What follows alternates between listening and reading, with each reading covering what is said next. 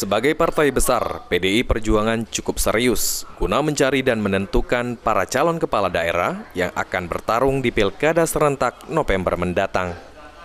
Oleh karenanya, mulai 16 April mendatang, DPD PDI Perjuangan Sumsel mulai tanggal 16 April mendatang akan membuka pendaftaran guna menjaring para calon kepala daerah, baik itu gubernur, bupati, maupun wali kota.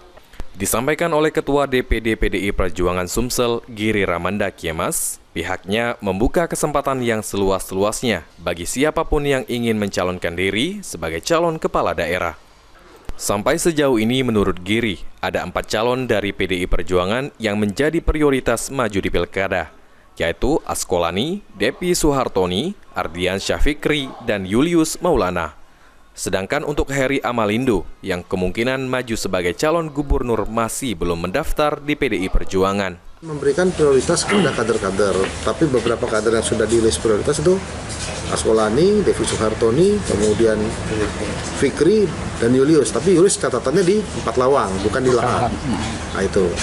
Nah untuk Pak Heri maupun yang lainnya, kadernya silakan daftar. Itu. Karena nanti partai akan ada penilaian sendiri. Karena untuk calon gubernur juga partai ada penilaian sendiri mengenai calon yang layak untuk jadi calon gubernur. PDI Perjuangan sendiri memastikan sebelum proses pendaftaran calon kepala daerah, mereka akan memutuskan calon kepala daerah yang didukung dan diusung di Pilkada November mendatang. Firman Hidayat, PAL TV.